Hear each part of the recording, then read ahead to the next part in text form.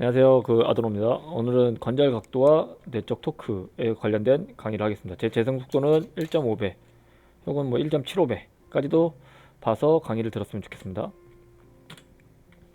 자, 우선은 이 관절 각도와 내적 토크 두 개를 비교할 건데, 우선은 주관절 굴곡근, 상완 이두근이랑 그 다음에 고관절 외전근, 이 중둔근을 비교할 건데, 책에서는 이렇게 나옵니다.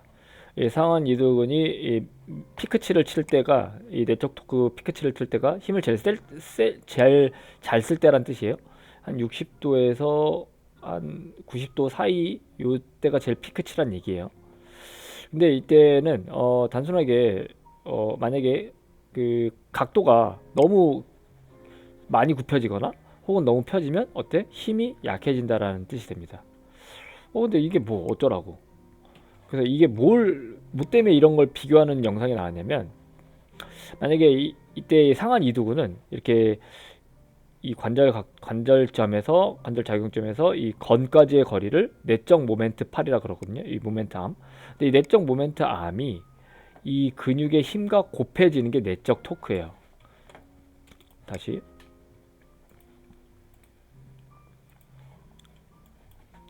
내적 토크는 뭐라고? 이 근육의 이 길이와 근육의 길이 힘과 내적 모멘트 암과의 이게 내적 토크입니다. 그러니까 결국은 근육의 힘이, 여기 보면 이 길이에 따라서도 달라지기도 하고요. 이 근육의 힘은 이 근 길이가 여기 때보다 여기가 더 짧아졌잖아. 근 길이가 이거에 따라서 달라지기도 하고, 이 내적 모멘트 암 여기와 여기의 거리에 따라서도 달라지기도 합니다. 근데 이 두 가지를 같이 내포한 게 상한 이두근 케이스란 뜻이에요. 근육의 힘은 그때 제가 저번 시간에 근육의 이 능동 장력 곡선 이런 부분에서 근절의 길이에 따라서 우리가 근육의 힘이 달라진다 그랬어. 근절의 길이에 따라. 그래서 이거는 약간 생리학적 요소라는 표현을 썼고, 이 저번 강의 보시면 됩니다. 내적 모멘트 암은 역학적 요소다, 이렇게 얘기를 했습니다. 그러면 이게 결국은 이 관절 각도에 따른 이 조인트에 대한 부분을 이게 설명하는 이유는, 어떠한 근육, 어떠한 이런 포지션에서는 이 근육의 힘과 이 내적 모멘트 암에 대해서 둘 다 영향을 받지만, 어떤 근육은 또 그렇지도 않은 근육들이 있다라는 얘기예요. 무슨 말인지 알겠나요? 그래서 이게 보면 아까처럼 이 상완 이두근 같은 케이스는 이 모멘트 암에 대해서도 영향을 받고, 모멘트 암이 점점 이렇게 짧아지거나 이렇게 또 더 짧아지거나 혹은 펴졌을 때도 짧아지는 이 구조가 되고, 그 다음에 근절의 길이도, 근절이라고 하면 이 근육의 하나하나의 뭐야?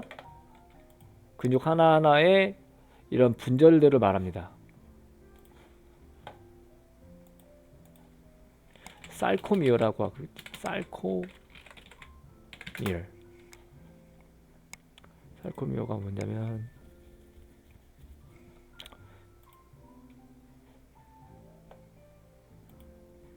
뭐 이런 것들 하나하나를 다 살코미어라고 합니다. 이런 액틴 마이오신 하나가 있는 이런 것들을. 하여튼 얘네들이 어떻게 한다? 이 근 길이에 따라서도 이 장력의 세기가 달라진다. 그래서 살코미어 랭스가 뭐 이 한 2.5에서 3대 이 최적의 포스를 갖는다라고 해가지고 능동 장력 곡선 강의할 때 좀 얘기 드렸습니다. 그래서 아무튼 이 상완 이두근은 내적 토크, 그 상완 이두근의 내적 토크를 결정하는 것은 근육의 힘과 내적 모멘트 암도 같이 결정을 한다라는 얘기가 되고요. 그리고 이번엔 이런 고관절 외전근에 대한 그래프를 한번 볼게요. 고관절 외전근의 그래프는 이렇게 됩니다. 마이너스 10도, 0도에서는 토크가 큰데, 점점 이게 고관절 외전의 각도가 40도가 되면 어때? 토크가 되게 작아집니다. 힘이 약해진다는 뜻이야. 실제로 해보면 돼요. 여기서 이렇게 꽉 밀고 있는 거랑 여기서 꽉 밀고 있는 거랑 누가 더 힘이 셀 것 같아요? 당연히 얘가 더 힘이 셉니다. 한번 실제로 한번 밀어보세요. 그게 이제 이런 그래프야. 얘는 마이너스 10도지만 마이너스 10도라 그러면 여기 좀 더 이쪽으로 하면 돼. 더 해서 딱 밀라 그러면 여기가 더 힘 세다는 얘기야. 그 얘기는 점점 얘는 상한 이두근은 이렇게 하잖아. 아까 이렇게, 그죠? 근데 얘는 이렇게야. 이 얘기는 어떤 특정 각도에 따라서 결정되는 상한 이두근하고는 틀리게 특정 각도에 영향 없이 근육의 관절의 각도가 점점 커질수록 약해지는 구조가 돼요. 이 부분은 뭘 의미하냐면 아까 말했듯이 이 근육의 이 토크와 근육의 그 내적 토크를 결정하는 것은 근육의 힘과 내적 모멘트 암이 있는데, 이 뜻은 근육의 힘이 이런 길이에 따라서 근 길이가 점점 짧아지는 거거든요. 근 길이에 따라서 떨어진다는 얘기는 내적 모멘트 암의 영향은 덜 받는다는 얘기야.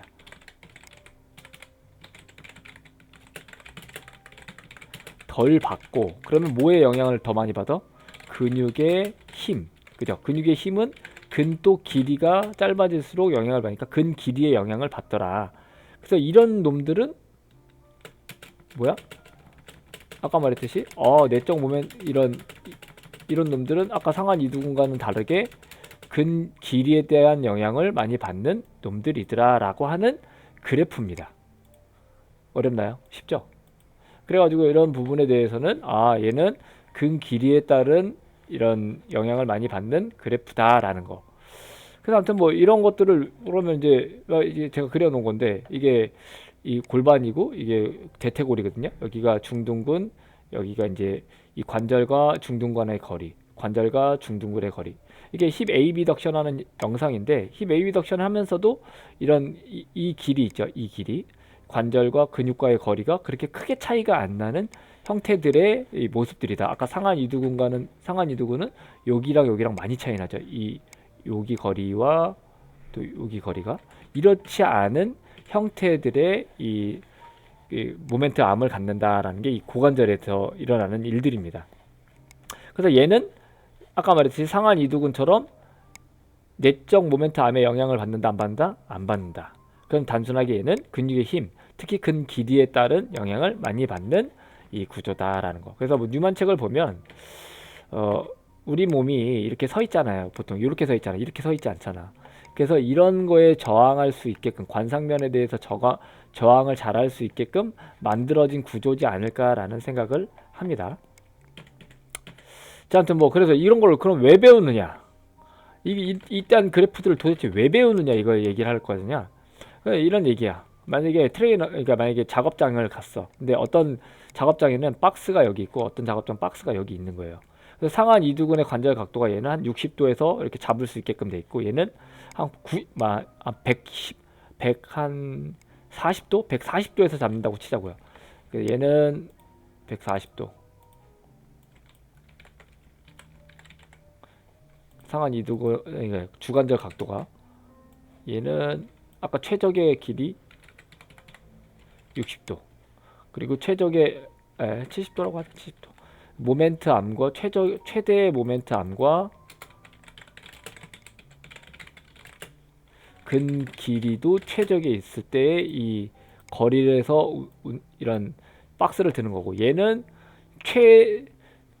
별로 안 좋은 모멘트 암과 근 길이에서 드는 형태들이에요.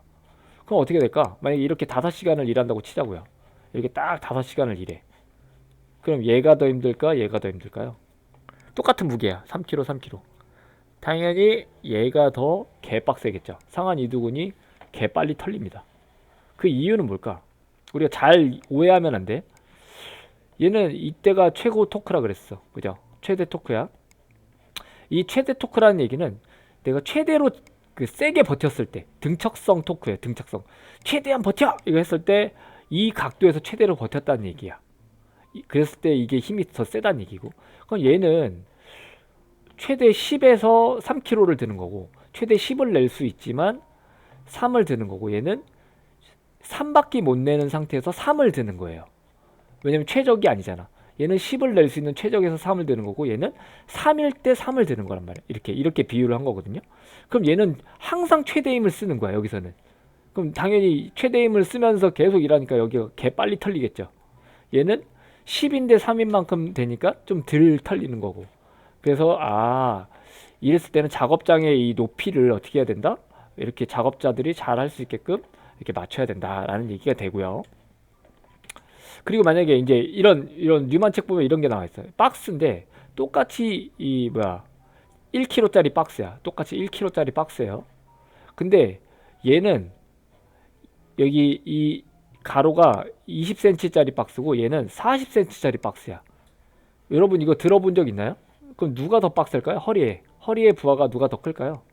같은 무게야. 1kg, 1kg야. 근데 얘는 부피가 크고 얘는 부피가 좀 작아.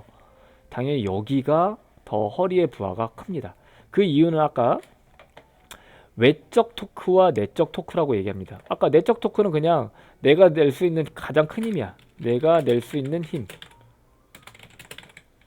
그죠? 외적 토크는 저항이에요. 말 그대로 쉽게. 저항. 저항은 아까 외적 토크는 외적 모멘트 8, 요 40cm 곱하기 이 무게로 설정이 됩니다. 그럼 아까 말했듯이 1kg라고 그랬잖아. 40 곱하기 1은 40이야. 40을 받아내려면 40만큼의 힘이 필요한 거예요. 그죠? 근데 얘는 20 곱하기 1인데 얘는 20만큼의 힘만 있으면 돼. 척추는. 그러니까 당연히 같은 무게인데도 불구하고 누가 더 빡세다? 얘가 더 빡세다는 얘기예요. 그러면 우리가 작업장에서 작업자들한테 좋은 이 박스는 뭘까? 들고 가세요 이렇게 하면 당연히 이런 박스겠지. 그래서 이런 역학적인 요소를 고려해서 작업자들이 오래 일할 수 있게 하는 것들 때문에 이런 것들을 배운다 라는 거예요. 이런 것도 있겠지. 만약에 이제 똑같은 무게야 45파운드래. 근데 누가 더 이 허리의 부하가 제일 클까요? 여기 써있지 1220 그죠? 파운드의 힘을 받는다. 여기 허리가 이런 얘기야. 그러면은 상식적으로 이런 작업대를 만들어야 돼? 안 만들어야 돼? 안 만들어야 되겠죠? 그래서 이 내적 토크와 관절 각도 이 그래프는 이런 거를 활용하기 위해서 우리가 뉴만 책에서 배우는 거다라는 얘기예요. 그래서 그러면 우리 트레이너잖아. 우리는 혹은 치료사기도 하고. 그러면 우리는 만약에 바벨로우를 시킨다 치자고요. 이 사람 있고 이런 사람 있어.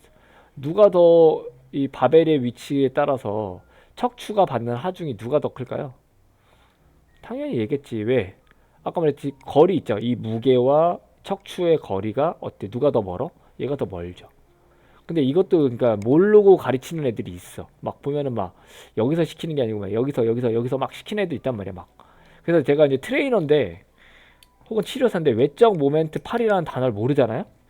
그냥 개무시합니다. 개무시. 왜냐면 운동을 가르칠 줄 모르는 애들인 거야. 어떤 게 어떤 된장인지 똥인지도 모르는 애들이기 때문에 저는 외적 모멘트 8을 모르는 애들한테는 그냥 트레이너 아니구나 이렇게 생각을 합니다. 그럼 반대로 내가 일부러 무게는 가볍게 하고 요 외적 모멘트 8은 이렇게 멀게 해서 막 바벨로우를 시켰어. 그래서 강화 목표는 광배근도 있지만 요추 기립근을 더 활성화시키기 위한 거야. 대신 가벼워야 됩니다. 그랬을 때는 가벼운 중량으로도 여기에 부하를 많이 줄 수 있는 운동을 할 수 있겠죠. 이렇게 응용해서 할 수 있겠죠. 그래서 이 트레이너가 만약에 외적 모멘트파를 모른다는 얘기는 믿고 걸으라는 얘기를 계속합니다. 그래서 아무튼 이런 부분에 아까 내적 토크와 관절 각도에 대한 그래프를 이제 완전히 이해를 하겠나요? 자, 아무튼 뭐 이걸 이해하기 위해서 이렇게 강의를 해봤습니다. 도움이 되었다면 구독, 좋아요 부탁드리겠고 후원 계좌 이렇게 500원부터 가능합니다. 안산에서 PT 원하시면 내추럴무브 소개 부탁드립니다. 일반 헬스 트레이너보다 훨씬 저렴하고 정확하게 교육을 시켜드립니다. 자, 이상으로 강의를 마치겠습니다.